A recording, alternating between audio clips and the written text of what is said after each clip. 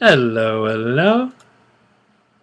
This is going to be the second Progressive News Network video report. In addition to the drone question, there's another interesting story that you should know about. That is the gas line spill. They're reporting 25,000 gallons on the Montana tribal land. It's July 5th. A Phillips 66 pipeline with a record of prior accidents spilled an estimated 25,000 gallons of gasoline in a remote area outside a small town on Montana Crow Indian Reservation. No public health problems were anticipated, federal officials said. This, I think, comes under the famous heading of no imminent danger. This is an important expression. You need to remember it at all times. When something happens and then no one's going to fix it, they say no imminent danger.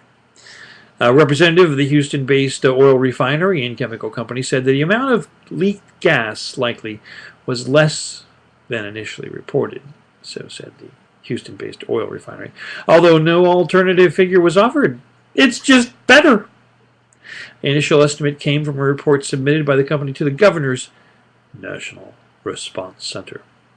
Federal and tribal officials in the company worked Friday to determine what caused the break in the 8-inch underground pipeline.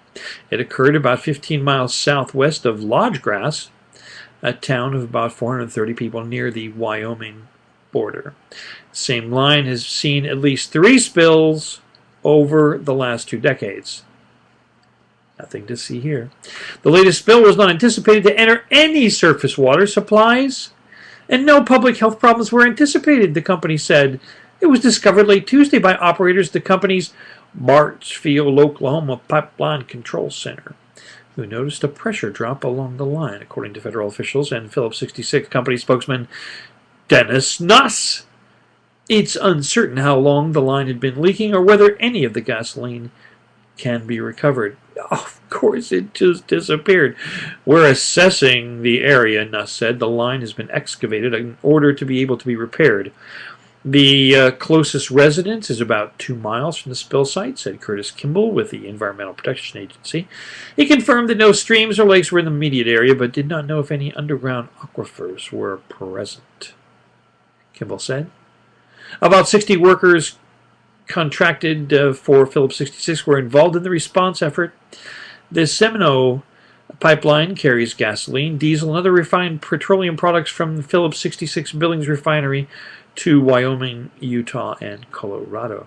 Has a maximum daily capacity of 46,000 barrels, equivalent to more than 1.9 million gallons. Nuss said the line was shut down within 5 minutes of the pressure drop. It was not reported to the Federal Response Center until Wednesday morning, after company workers reached the site and confirmed the spill. Toxic gasoline is highly toxic, but unlike oil, it can evaporate. It could, making the cleanup on the reservation potentially more straightforward, as long as no water bodies were tainted by the fuel. This is not saying it won't have an effect on the environment, but it's not like oil, which seeps in the ground and sticks around. I mean, it said Damon Hill, a spokesman for U.S. Department of Transportation Pipeline and Hazardous Materials Safety Administration. Now you want to write that down. The Department of Transportation's Pipeline and Hazardous Materials Safety Administration. Another one of the numbers you probably want to remember is the Control and Command Center in Bartlesville, Oklahoma, the Pipeline Control Center down there in Bartlesville. And of course, Damon Hill, spokesman for the Department of Transportation's Pipeline and Hazardous Material Safety. Hopefully they haven't seen the sequester around there.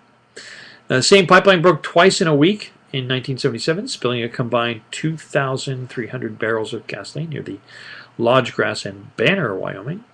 a spill near Lodgegrass was estimated at 1,612 barrels of gasoline, while 704 barrels of gasoline spilled near the Wyoming community. Conoco Pipeline Company reached a $465,000 settlement with federal prosecutors over the Clean Water Act violations related to those spills, and another pipeline break near Conrad, Montana in 2001 that spilled 30 barrels of crude oil. The latest incident near Lodgegrass comes almost 2 years to the day after a major crude oil spill into Montana's Yellowstone River. That 63,000-gallon spill from the ExxonMobil line cost the company more than $135 million in cleanup and repair costs. Nuss said it was too early to come up with a cost estimate for the Seminole spill, and it's unclear whether the pipeline could resume operations. Obviously, we want to make sure the line's safe and there's no further problems. And that's from Helena, Montana. PNN, video report number 2.